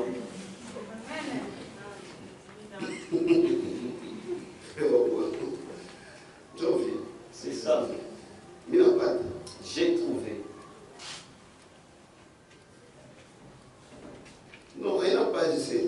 Ce n'est pas au trace au sabbat. Ah, je comprends. Vous voyez? On a 7 roues. Donc c'est à une page. Bon, monsieur, c'est quelle page? Monsieur, page 5. 2. Ce sont les anciens qui écrivaient sur ces choses. C'était pour recommander le ministère de Frère Franck. Mais là, il dit, nous comprenons. Nous comprenons. Frère, nous comprenons que personne ne peut marcher dans les souliers de Frère Branham. Pouvoir la regarder à Branham. Il ne faut pas toujours mot à mot. Nous comprenons que personne ne peut marcher dans les souliers de Frère Branham.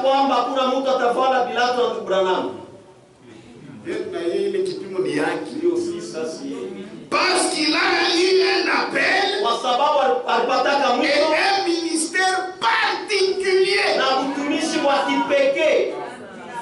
Pourtant, il a dit lui-même, je peux faire des fautes parce que je ne suis qu'un homme. Mais la parole de Dieu, elle, est infaillible. Les choses dont il a parlé au nom du Seigneur sont ainsi dit le Seigneur. Mais pour ce qui est d'exalter l'homme, ou même d'attacher une autorité absolue à sa personne,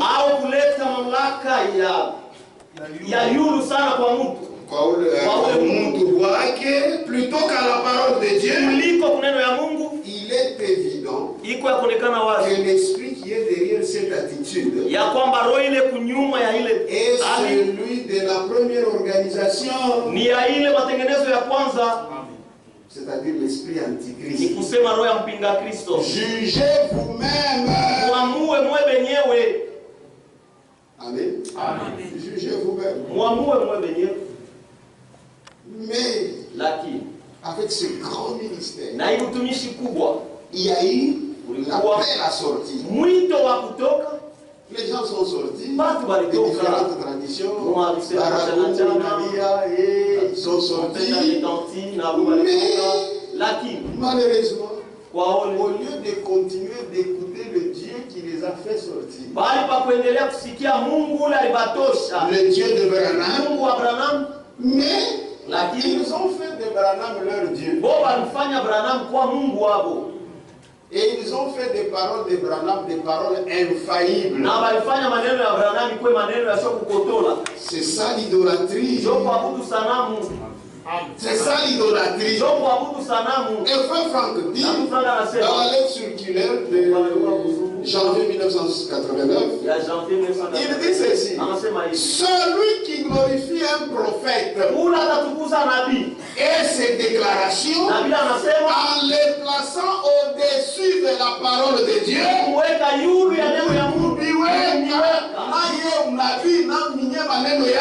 au-dessus de la parole de Dieu, exerce un culte envers les idoles et s'égare. C'est comme ça qu'ils ont péri dans le désert. Ces gens ici, les todéistes, ils n'ont pas la même foi.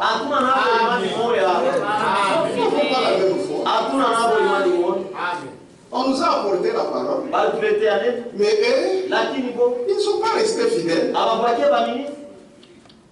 Bon, il se respecte beaucoup.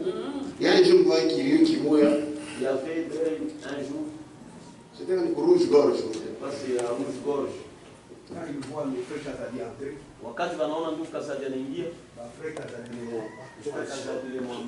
ce sont nos anciens. Il faut les honorer. Les paroles, il ne respecte pas ça. Ce sont des gens qui parlent même respectueusement de Franck. C'est celui qui nous a porté. Non, c'est ton gars. Mais nous le refusons seulement. Parce qu'il ne veut pas suivre les préceptes que le prophète a dit. Tellement qu'il est intelligent, il veut aussi mettre ses pensées. Parce qu'il dit référence aux Écritures.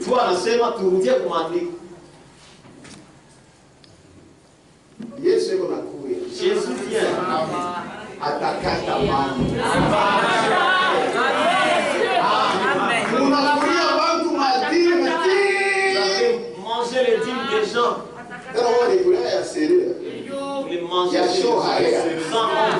Ma dîme, il y a pasteur. Les dîmes, c'est pour les pasteurs. Mais les gens ne vont pas au ciel. Ah, ça sera très mauvais. On en a parmi beaucoup. Il y a même pas qui mouillent. Il y a ceux-là qui font leur rosser le cou. Les rouer de comme ça. Amen. Que Dieu vous bénisse. Amen. On est le chez Matine. Allez, retourne-moi mes dîmes.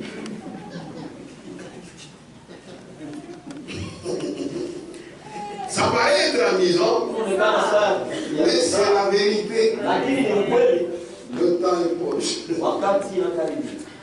Page 35. Ils ont péri dans le désert à cause de leur esprit charnel. Le temps est prochain. Les croyants du message du temps de la fin ont rendu les gens méfiants. Ah, mais si tout était dans le message.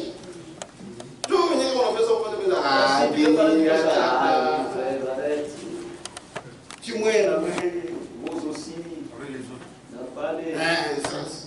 Est-ce que vous êtes les mêmes? Est-ce que vous êtes les mêmes? Ça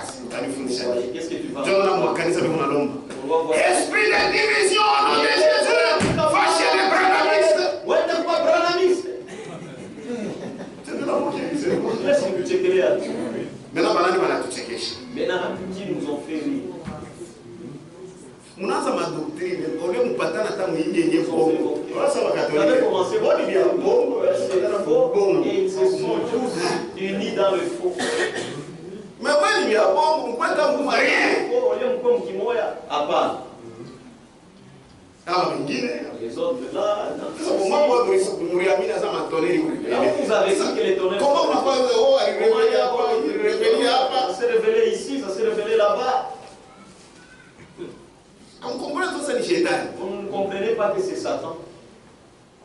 À cause de leur esprit charnel, les croyants du message du temps de la fin ont rendu les gens méfiants.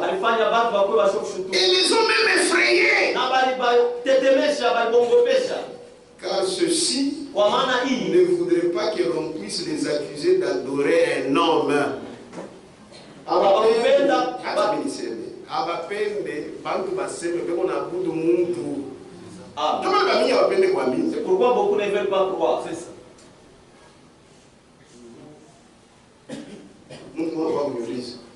Quelqu'un est venu me poser la question. Toi tu es un intellectuel. Toi aussi tu crois Branham. Bon, on va dire oui. Ça maintenant vous expliquez. Explique-moi.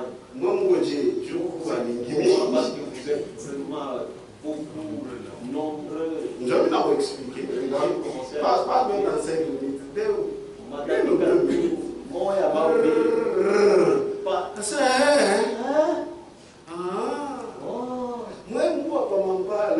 Vous êtes de ma part là.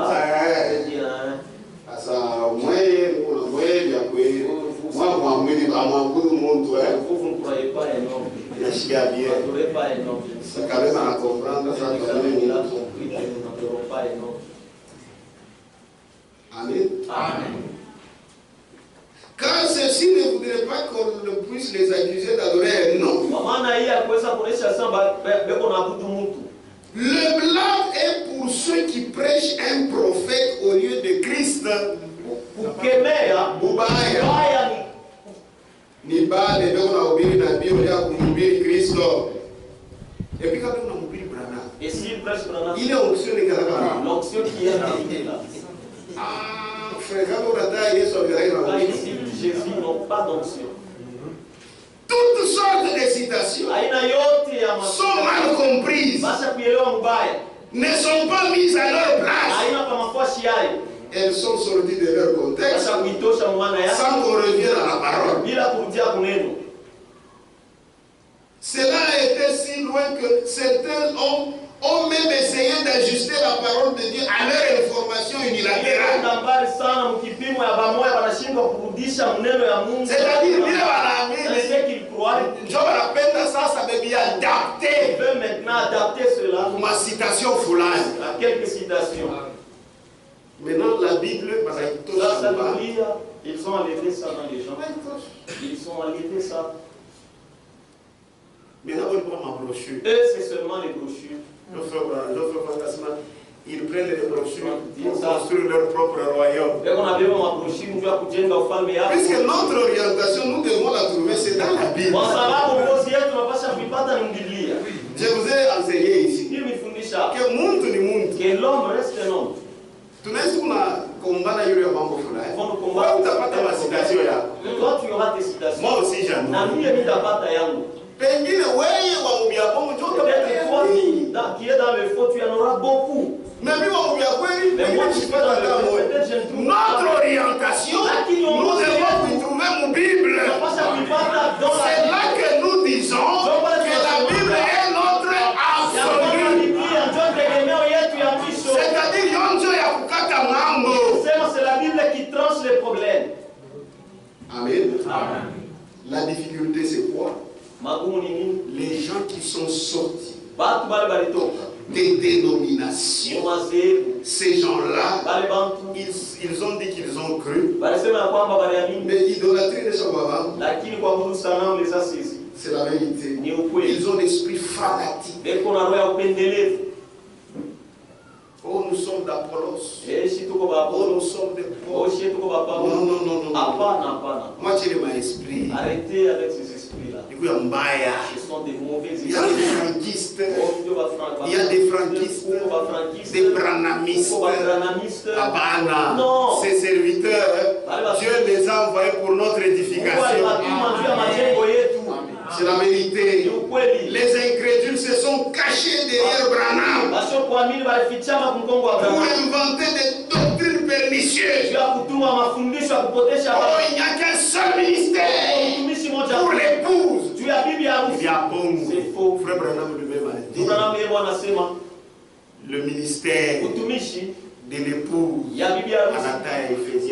a cité Ephésiens 4.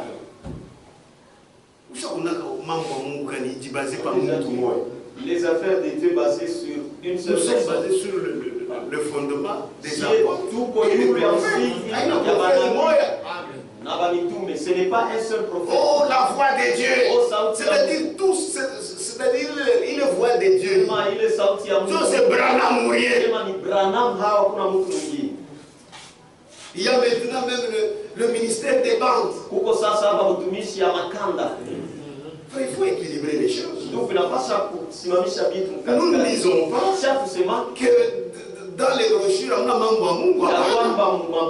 mais ça a déjà été prêché. Si tu veux ça, ça va t'aider. Moi j'ai déjà été guéri. Je prends seulement une brochure. J'ai lu. Et je suivais quand vous êtes frappé de la maladie. J'ai suivi tout. Levez vos mains. Après ça, mais nous ne pouvons pas dire. Oh frère, tu regardes que ça sera Branham. Je n'ai pas idolâtrie. Ça c'est quand j'ai tout a chômé du Abraham. Maintenant nous avons chômé à cause de Branham. Il y a certaines choses quand vous les dites, vous devez arriver à penser jusqu'à la fin. Si je vous laisse les bandes. Donc et vous êtes là assis. Alléluia. Alléluia.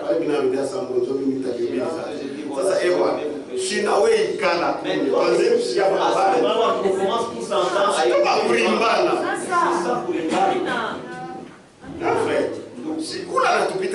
Qui nous dépasse? C'est le ministère des bandes. Où j'ai commandé à ta on ne commande même pas. Même à ta maman, toujours dans des bandes là. Donc, comment France doctrine? On m'a foutu sur la bombe. C'est comme quelque chose de fou. Que Dieu vous bénisse. C'est pourquoi toutes choses, il faut que Dieu nous aide. Amen. Et c'est vrai. Ils ont fait des hommes l'absolu. C'est vous voyez combien. Ce n'est pas parce que vous faites de moi un absolu. Ils ont fait de lui un absolu. Il ne va pas mourir.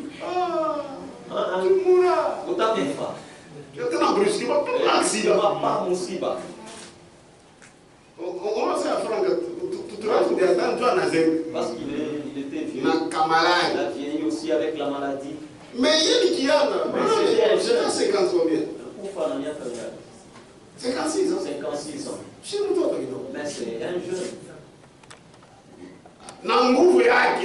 Avec toutes ses forces. Siba. Oh, l'homme de Kentucky. Rentrez à la maison. Maintenant, ça va aller il y en a ceux qui l'ont espéré. Alors, il va ressusciter. Enterré, ils n'ont pas voulu enterrer. Oh, comment c'est le mal. Oh, aminitou. Le père a déjà décidé qu'il aille se reposer. Il ne bouge pas. Franck est apparu. Il lui a dit, tu sais pourquoi nous sommes ici? Oui, c'est pour l'enterrer. Non. C'est pas non. Nous attendons qu'il ressuscite. Enterrons-le. On ne l'avait pas enterré. Maintenant, comme ça, lui, Satan est courageux. Comme Satan est toujours courageux. On l'a enterré. Maintenant, c'est déjà ça. Ils ont commencé. Vision de la tente. Onyo ya hema. Il avait dit qu'il viendrait dans la tente. C'est-à-dire à ta foufouka. C'est-à-dire il va ressusciter. Quand il va prêcher, mon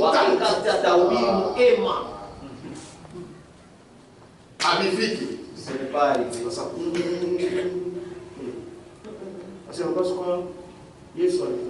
peut être Jésus était déjà en 1963. En 1963.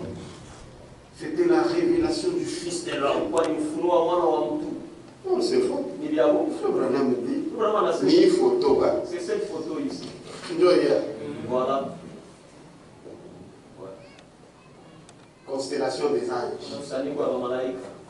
Frère Branham dit quand vous tournez de droite, c'est le cas du monde, il dit le visage de Jésus-Christ est Hoffman.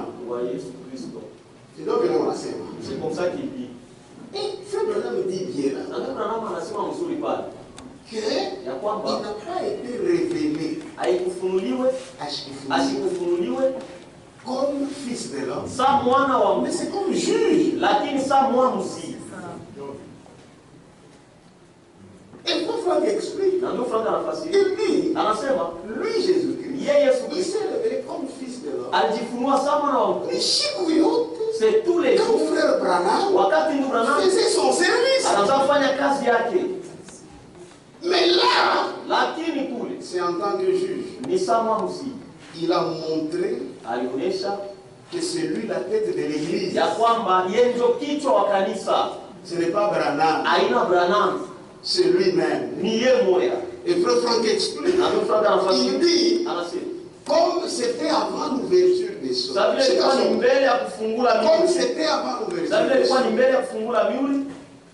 Il voulait leur dire que maintenant, toute la parole est donnée. Si vous ne croyez pas, tel que je vous l'annonce, vous serez jugé. Comme ça, frère Franck explique. Et il dit, il donne l'écriture là, les gens, c'est la parole qui vous jugera. Amen. Donc vous voyez, dans la vie, il faut avoir de l'humilité. Là où tu ne comprends pas, ne commence pas des choses. Oh, à partir de 1963, Jésus a quitté le trône de grâce. Et il commence maintenant à venir. Il s'est déjà révélé. Non, il est maintenant ensemble avec son épouse.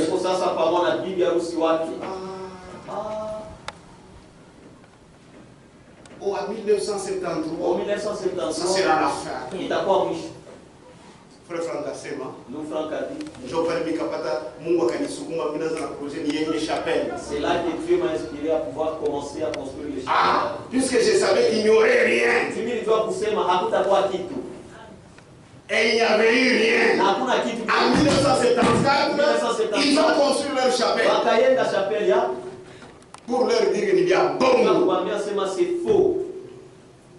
Oh, 1977. Oh, 1977. C'est toujours faux. Et c'est là que Dieu lui dit de consacrer il est pango voisin, dans la parcelle voisine. Il est pango, il y a Mou 77, ils ont même consacré il est voisin. Alors il consacré. Il avait prié pour la chose. Mais moi, le frère Franck savait que je ne pas il a dit, tu vas nous la donner. Et il dit un certain, il dit avant 8 heures, on pique en Chine. C'est grâce. Viens payer. Et il a acheté. Maintenant, il est allé, on l'a fait. En cette année-là, eux disaient que mouche. Ah, c'est là où on a inauguré le phare. On met à il est frère, Ma fausse doctrine, toutes les fausses doctrines, ni achetable. c'est pour Satan. C'est ça. Que Dieu vous bénisse. Toutes les fausses doctrines, c'est pour Satan. Oh, à partir de 1979, les tonnerres commencent à se déployer. Se déployer.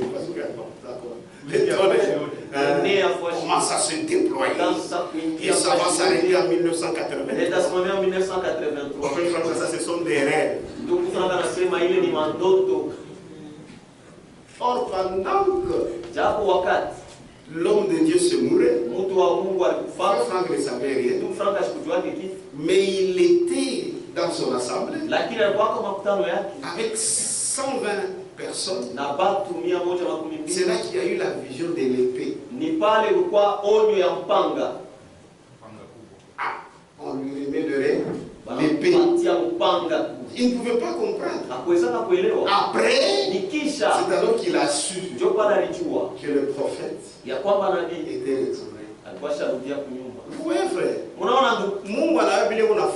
Dieu sait ce qu'il fait. c'est pourquoi ne vous attachez jamais aux hommes.